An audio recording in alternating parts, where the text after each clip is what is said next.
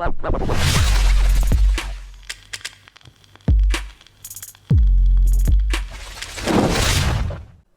عليكم ورحمة الله وبركاته. عاملين ايه يا شباب؟ حلقتنا النهاردة مميزة قوي فعلا، وهي الأقرب إلى قلبي، عشان هنعمل مع بعض الحلويات اللي انتوا شايفينها دي.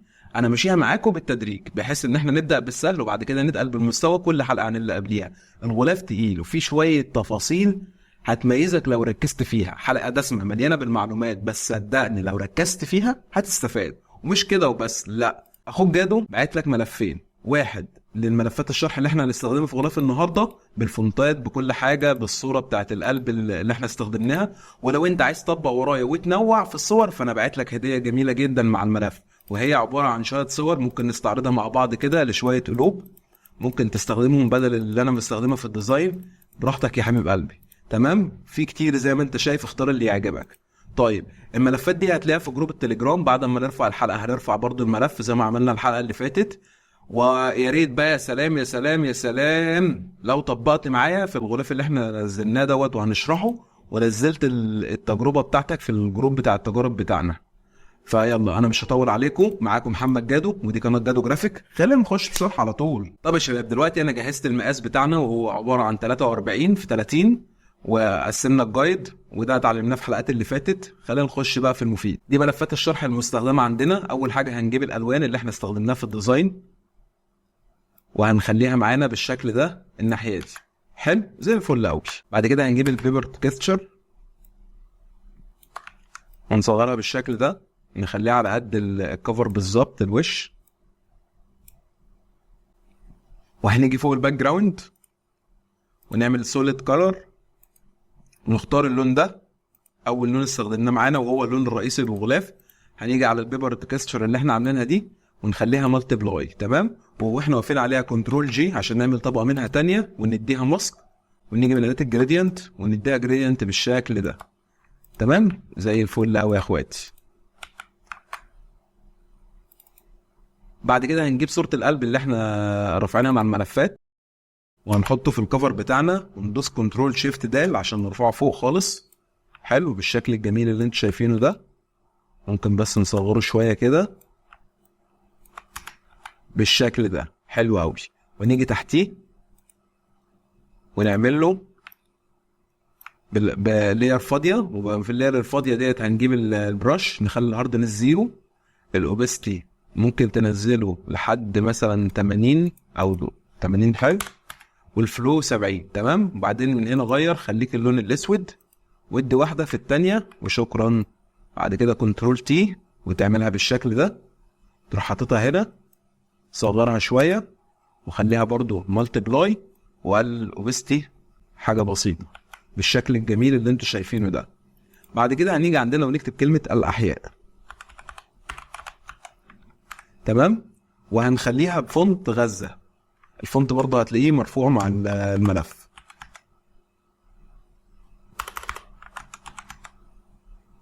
هنكبر الفونت يا شباب بالشكل اللي انتوا شايفينه ده، ونخلي مثلا دلوقتي لونه ابيض مؤقتا. تمام، وهنيجي عليه من هنا ونعمل كونفرت تو شيب بالشكل الجميل ده. وهنيجي هنا من اداه الدايركت سيلكشن، هنختار اول واحده الاول.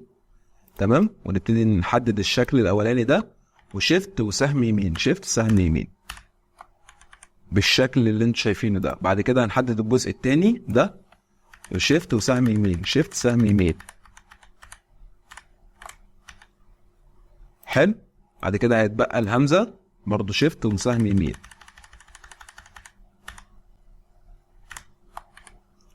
بعد كده هنحدد الجزء ده ونعمل له ديليت. لو اتحدد معاك كله دوس كنترول وانت بتحدد، وحدد الجزء ده بس. هنيجي بقى على الاداه ديت اللي هي تحتيها. تمام، احنا اول مره يا شباب لما جينا بنحرك الحروف اخترنا دي، خلي بالك يعني ديت انا بمسك كده على الحرف وبحركه، انما الاداه التانيه دي بتحدد جزء من الحرف ذات نفسه. تمام، فهنختارها وندوس بالشكل ده، نحدد الجزء اللي تحت ده. ركز كويس قوي، الله يكرمك، انا محدد فين.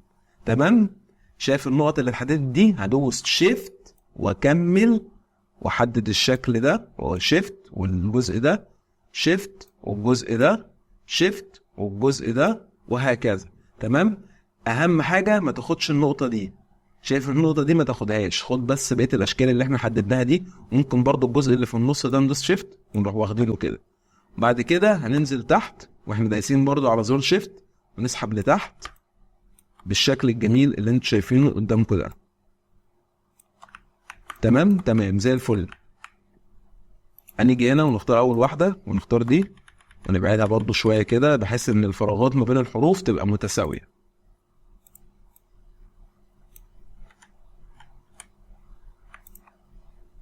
تمام. دلوقتي بقى عندنا الشكل اللي انتوا شايفينه ده لكلمه الاحياء. اول حاجه شايف دولت اللي هم دولت كده الالوان بالخلفيه بالكلام ده كله، هاتهم لي في كنترول وكنترول جي واعملهم في جروب وسميه باك جراوند او بي جي زي ما تحب. تمام. هتيجي دلوقتي كلمه الاحياء دي ونخليها ورا القلب بتاعنا اللي احنا مستخدمينه في الغلاف بالشكل ده.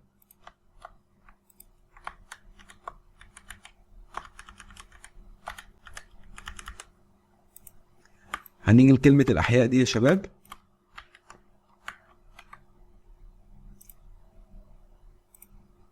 وندوس عليها هنا دبل كليك ونختار اللون الغامق من البنفسجي.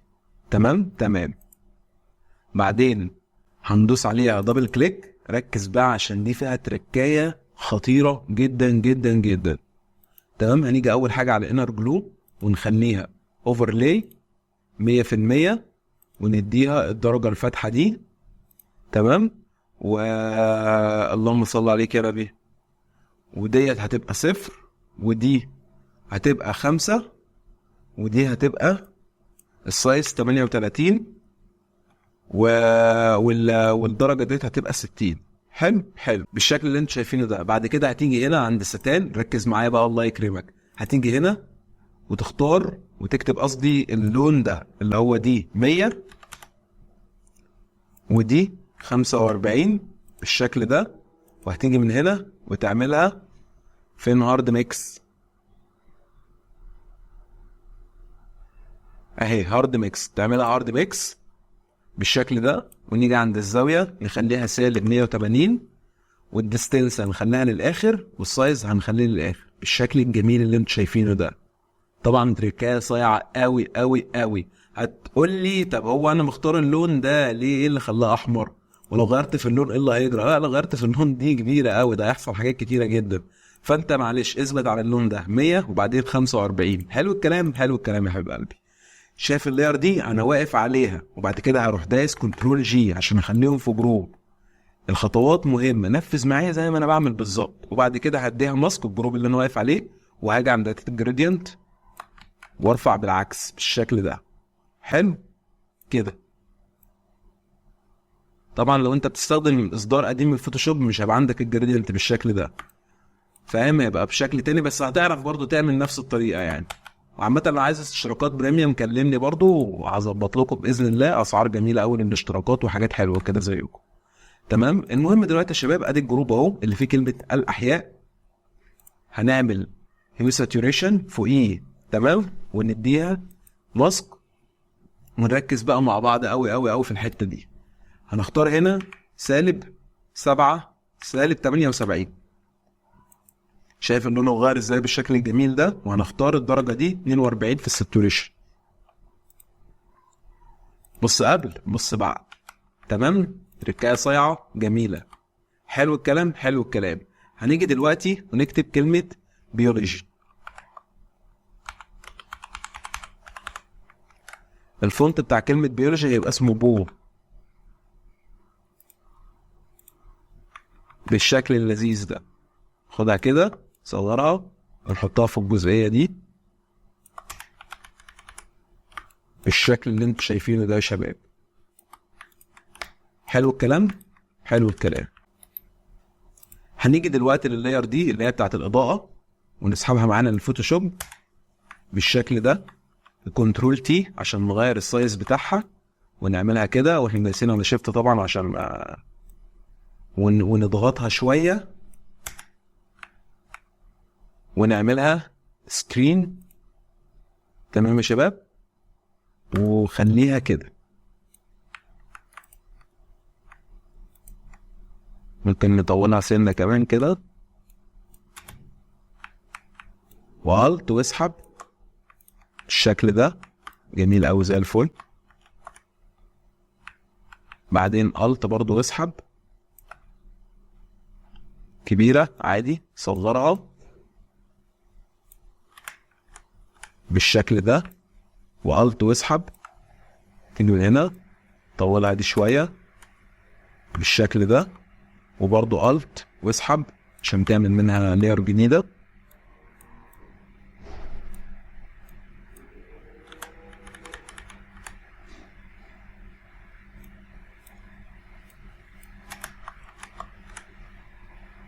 وبرضو الت واسحب، تمام. وبرضو الت واسحب، بعد كده دوس شيفت وانت بتتحكم في الدوران عشان يدور بزاوية مستقيمة، تمام. حطها هنا بالشكل ده واسحب واحدة، الت برضو حطها هنا بالشكل ده،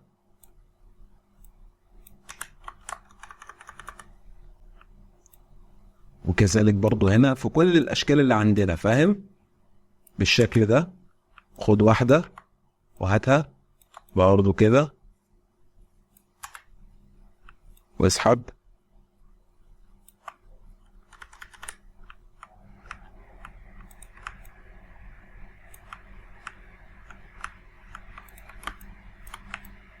حاول تكررها في كل الاشكال اللي عندك في الديزاين، بحيث تدي لمعة على الحروف كلها، تمام. ودي برضو ممكن نقللها شوية بحيث انها ما تطلعش بره الشكل بالطريقة دي، ودي برضو الشكل ده كده.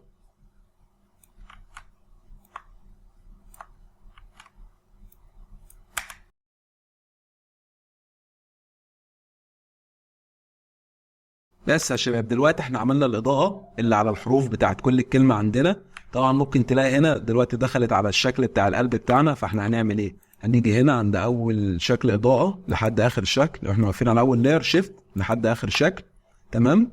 وهنيجي فين كلمة الأحياء، إلها طلعت الإضاءة كتير يبقى نقف هنا على أول واحدة، بعدين شيفت لحد آخر واحدة بالشكل الجميل اللي انتوا شايفينه ده، وهنيجي عند كلمة الأحياء اللي هي عملناها في جروب، ونحددها مع البتاعة دي، ونحددها برضو مع كلمة الأحياء، وناخدهم في جروب لوحديهم، وننزلهم هنا تحت القلب كده، ونكتب مثلا الأحياء. حلو حلو. دلوقتي بقى عندنا الشكل بتاع القلب ده، هنيجي من الفلتر، ولو تركز كده بص تحس ان هو مش واضح تفاصيله قوي يعني زي فاهم؟ فانت هتعمل ايه؟ هتعمل حاجه بسيطه، هتروح عند فلتر، بعد كده شاربن مور، بس لا اكتر ولا اقل. بص كده قبل كده بعد، فاهم انت؟ تسن التفاصيل. والله انت شايف ان انت محتاج زياده، هتروح برضو عند شاربن وتختار شاربن مور تاني، فاهم؟ لو انت شايف انها محتاجه زياده عادي شغال برضو. حلو. هنيجي عليها وندوس دبل كليك، تمام، ونعمل انر جلو. ركز في الانر جلو، دي هتبقى 100 5 ودي 38، نفس الكلام اوفرلي بالشكل الجميل اللي انتوا شايفينه ده. حلو، نعملها اوكي. وبعد كده يا شباب هنيجي فوقيهم ونعمل لاير، اللاير ديت هيبقى فيها تبقى فاضيه، هنعمل فيها براش اضاءه، نختار مثلا اللون الجميل ده، ونعمل كده واحده في 2، وبعد كده نيجي هنا ونديهم اوفرلي، واحنا واقفين عليها ندوس الت عشان ننزلها على اللاير اللي تحت بالشكل ده، وندوس دبل كليك عليها، وبعد كده نخليها سكرين، صغرها خليها كده بالشكل اللي انتوا شايفينه ده يا شباب، تمام. ممكن نقللها سن الاضاءه اللي هي التانية دي، بس بص كده قبل كده بعد، برضو بتدي ايه؟ تركايه جميله للاضاءه، تمام. دلوقتي بقى معانا الخانه بتاعت الاسم، هنيجي هنا من الاداه دي بالشكل ده، نعملها كده، تمام، ونخليها بكيرف دوران بالشكل ده، ونعملها كده، ممكن نطولها سنه، تمام. واحنا نعمل لاير جديده، اللاير الجديده دي هنعمل برضو فيها نفس الاداه، بس هنعمل شكل اصغر شويه بالشكل ده، ونديه برضو كيرف عشان يبقى دائري، ونختار اللون بتاعه يبقى ابيض. حلو الكلام.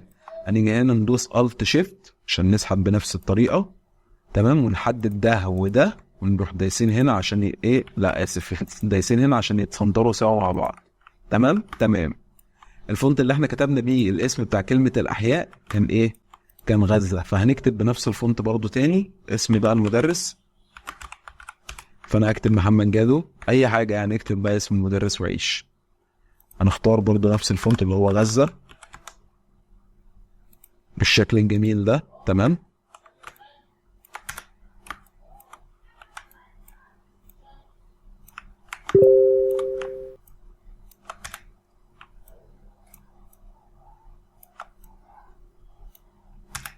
بالشكل ده يا شباب. بعد كده هنيجي هنا ما بين الميم والدال ونعمل كشيدة، والكشيدة دي بتتعمل من شيفت جي، اسف ان اللغة العربي شيفت جي بالشكل ده.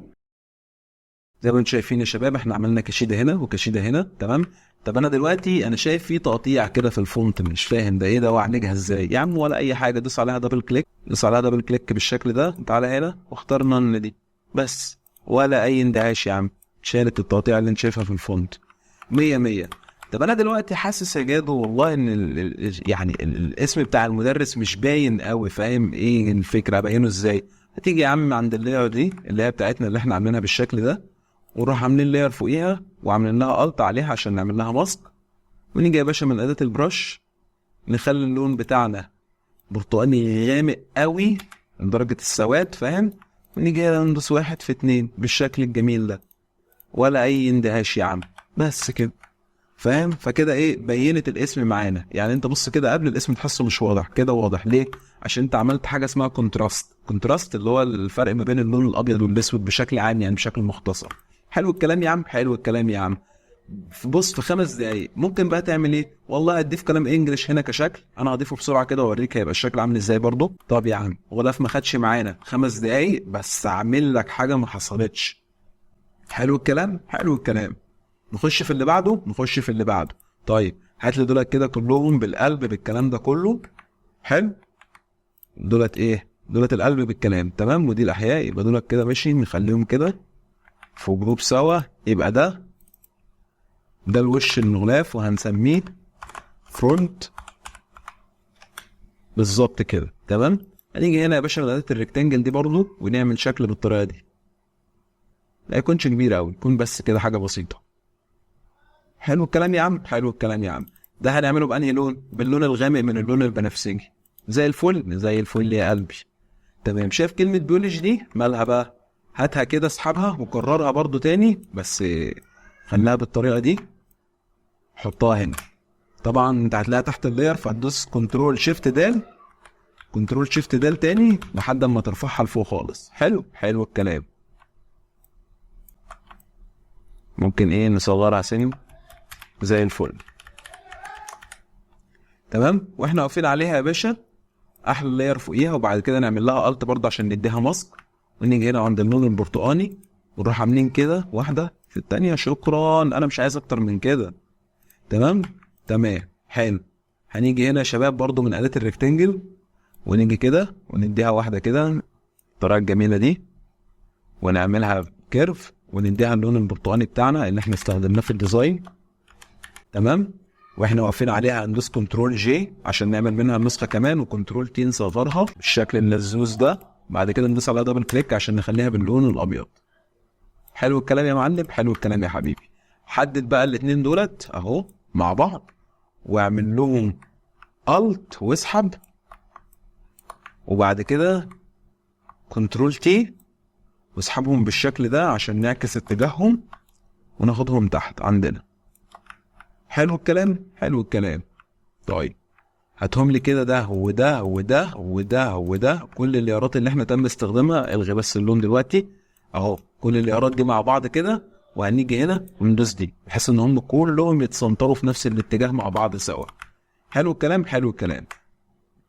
برضو اللاير بتاعت الاضاءه اللي احنا استخدمناها في الغلاف عندنا يا شباب هنجيبها هياها. تمام. ونقلبها برضو بالطريقه دي واحنا بنسينا على شيفت، عشان خاطر بص لما بندوس على شيفت بتتحكم كده، لما بدوس على شيفت تتقل بزوايا مظبوطه، فاهم؟ بس المهم هنيجي برضو هنا يا شباب نصغرها كده شويه، نضمها شويه، ونيجي كده نرفعها حبه كمال كده زيكم، ومن تحت نفس الكلام. حلو. وانت واقف عليها خلي المود بتاعها سكرين بس. يا عم بدأ الغلاف، بص ما كملناش كتير وبدأ الغلاف ينطق معانا. ليه؟ ما انت عارف انت بتعمل ايه، مش بتهبل. شايف اللاير دي يا حبيبي مالها بقى؟ هتيجي فوقيها وتعمل لاير جديده. تمام. ومن اللاير الجديده ندوس الت برضو نفس الكلام زي ما عملنا في كل المرات اللي فاتت، ونختار اللون الابيض وندوس 1 في 2 في 3 في 4، وبعد كده نيجي هنا نعمل لهم اوفرلاي. حلو. هتيجي عامل لاير كمان وندوس الت برضو وندوس 1 كمان كده من النص، صغر في 1 كمان تديها اوفرلاي. طب ليه برضه؟ انا مش فاهم. ادت سنه لمعان كده بتبقى جميله، مع شكل الغلاف ككل، فاهم؟ بتفرق في الشكل.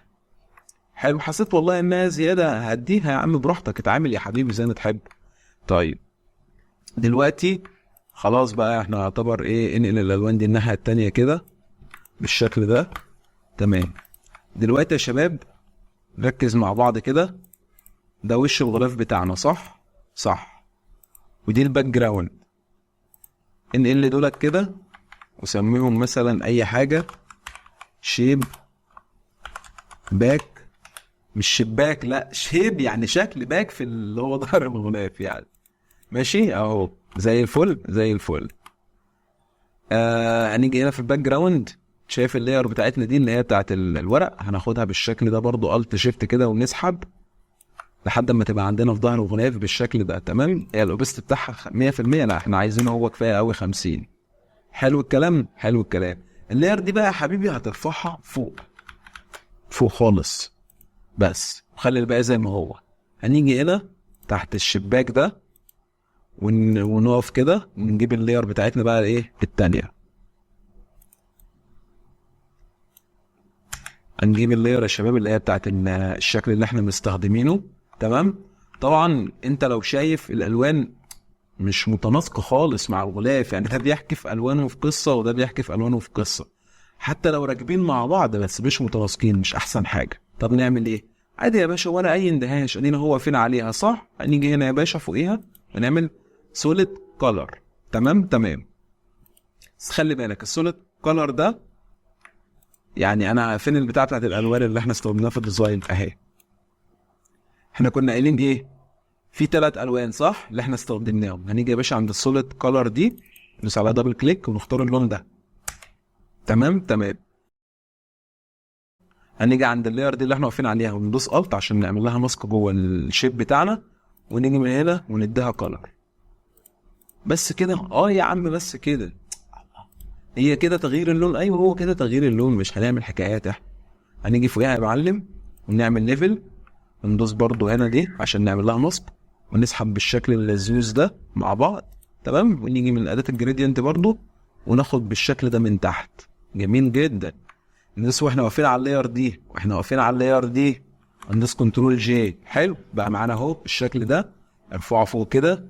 تمام. هتيجي يا باشا من سيلكت سبجكت، هو تلقائي يحدد شكل الدكتور اللي عندنا ده، حدد معاه شويه ادوات عادي ما يهمكش، بس ماسك. تمام. وانت واقف يا حبيبي هو خلي بالك كده. طب دلوقتي يا شباب انا دلوقتي الفرشه اتلغت، مش عارف انا مش ظاهره معايا، بس لما بصغر وبكبر بتظهر. اظهرها ازاي؟ دوس كابس لوك بتظهر وبتخفي الفرشه، خلي بالك قوي.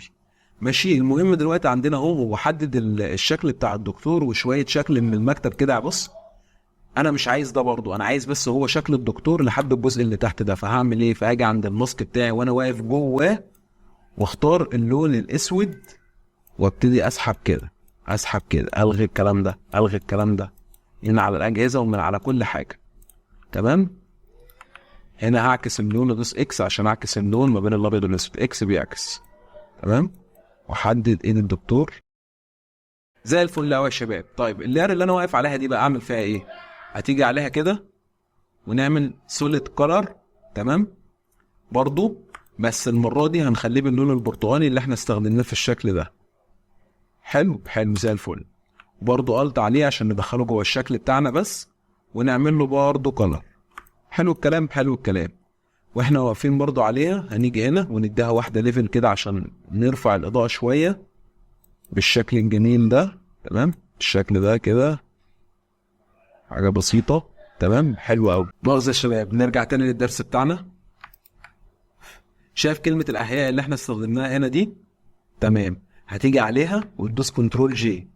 خلي النسخه اللي فوق زي ما هي، وهات لي اللي تحت دي كده، اسحبها، اطلع اطلع اطلع اطلع اطلع هنا كده. طبعا سيبك منها، هي هتبقى هنا كده. تمام، والغي يا باشا كل ده، ندوس على دبل كليك. انا عايزها باللون البرتقاني عادي جدا، خليها بالشكل اللي انتوا شايفينه ده. تمام، ممكن لاجل الحركات نرفعها سنه لفوق كده بالشكل ده.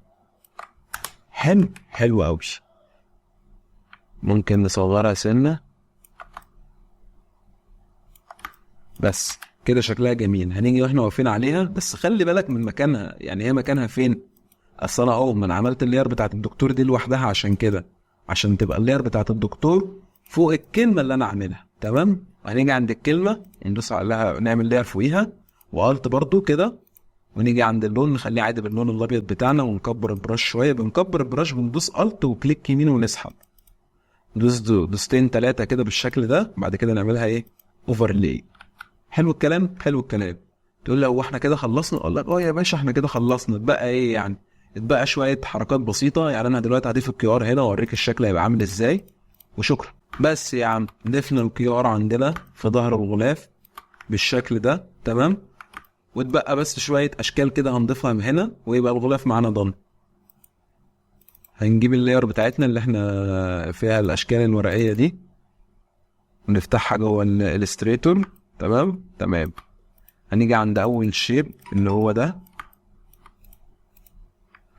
هنيجي هنا واحنا واقفين على الشكل ده، دبل كليك في دبل كليك. بص، نفضل ندوس كليكات لحد ما تزهق ونجيب ايوه، شايف ده ظهر معاك؟ ديليت، امسح يجي هنا تاني. يعني اهم حاجه بعد ما مسحناه بندوس دبل كليك بقى في مكان فاضي. بعد كده كليكين هنا، شكرا. هاتها كده بقى معايا، تنجز يابا. ماشي، اهي. اسحبها جوه الفوتوشوب بالشكل ده، واعملها كده. تمام،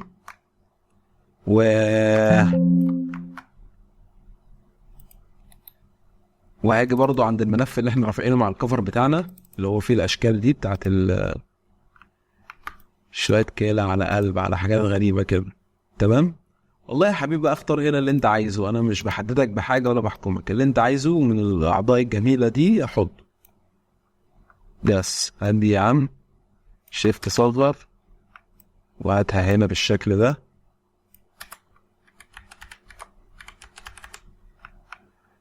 وتعالى بقى الاشكال الورقيه دي، ممكن برضو نجيب الشكل ده زي ما علمتك. افضل ندوس دبل كليك في الحته بتاعت الظل دي لحد بص ما تزهق. ايوه، ديليت في حته فاضيه، دبل كليك. بعد كده نيجي على الشين بتاعنا، ندبل كليك عليه، شكرا. هاتهولي ده، كبره ونزله تحت كده، يبقى تحتيهم بالشكل ده. تمام، ودي برضو ايه، سنايه كده. حلو، حلو الكلام. نيجي مثلا ممكن نحط جواه اي حاجه بقى احنا عايزينها. هنيجي جوه الداير ده بقى، نشوف بقى من هنا كده نحط جوه ايه. هات يا عم المعده دي، ولا الامعاء الغليظه دي، مش عارف. وهاتها واستخدمها كده، صغرها شويه طبعا بالشكل اللي انت شايفه ده. تمام، اتبقى ممكن بقى نعمل ورقه كمان. هدي مثلا زي ما عودتك، دبل كليك في دبل كليك في دبل كليك في دبل كليك. بص، وتجيب اخرك وتزهق. ديليت، بص في حته فاضيه دبل كليك. بعدين تعالى على الشيت بتاعنا، دبل كليك، اسحب بقى للفوتوشوب. حلو، خليه مثلا بالشكل ده، وننزله برضو تحت بالشكل ده كده. تمام، واتبقى طبعا اخر شيب بقى عندنا من الاشكال اللي هي ديت. ممكن نحط ايه؟ دي طحال ده ولا كبد ولا دي حط ودن، هات يا عم ده هات شغال. ما استخدمناش العقل، هات العقل يا عم، احسن حاجه العقل. هات كده، صغر صغر، حطها هنا كده بالشكل الجميل ده. وبس يا عم، احلى غلاف معانا واتعمل. فاضل بس ايه تركية بسيطة هنا كمان برضو في وش الغلاف، في الفرونت اهو، اللي هو وش الغلاف ده. هنيجي جواه ونعمل كده بالشكل ده كده، نرفعها. شايف الصورة بتاعت الالوان دي؟ تمام. هنيجي عند الشكل ده ونديله نفس اللون الغامق، البنفسجي الغامق ده. واهم حاجة شايف دي البروبرتس اللي هي خاصة بتاعت انحناءات الشكل بتاعنا. ركز معايا، انا هلغي ديت اللينك وهاجي عند دي واروح جاي عامل كده بس، لا اكتر ولا اقل. طب وديت انا هعمل فيها ايه؟ دي يا باشا هاخد جواها نفس الفونت ده، تمام، وهخليه واكتب قصدي 2025 بالشكل ده. هاجي دي واخليها باللون البرتقاني، وبعد كده هصغر الشكل ده كده، صغر الكلمة دي شوية، حطها كده. الغي بقى ملف الالوان ده واتفرج على الغلاف. وبس يا شباب، ادينا الحمد لله خلصنا الغلاف سوا مع بعض، تمام. اتمنى يكون عجبك. وده الغلاف اللي انا عملته واللي بناء عليه طبقت في الشرح، تمام. هو نفس الفكره بس احنا ضايفين شويه حاجات كده، مثلا الاحياء في القلب، الصف الثالث الثانوي، فاهم. انا على فكره الفونت ده حتى انا رافعه لك يعني مع الملف، حتى لو عايز تستخدمه بنفس الطريقه استخدمه، الموضوع دي سهل. الحاجات اللي هي فعلا كانت مهمه في الغلاف انا شرحتها. فاتمنى يكون الشرح عجبكم يا رب، وتكونوا استفدتوا ان شاء الله رب العالمين. واشوفكم في حلقه جايه. كان معاكم محمد جادو، والسلام عليكم ورحمه الله وبركاته. واستنى بس، اياك تكون اتفرجت على ده كله وما عملتش لايك. انزل اعمل لايك واشتراك في القناه وفعل الجرس كمان وكومنت جميل زيك. واشوفك على خير الحلقه الجايه. ولو الحلقه الجايه محتاج مني شرح الماده معينه او حاجه معينه، يا ريت تكتب لي في الكومنتات، وانا طبعا عناية ليك، مش هتاخر عليك في حاجه. اشوفكم على خير يا شباب، والسلام عليكم ورحمه الله وبركاته. قل لا أملك لنفسي ضرا ولا نفعا إلا ما شاء الله. قل لا أملك لنفسي ضرا ولا نفعا إلا ما شاء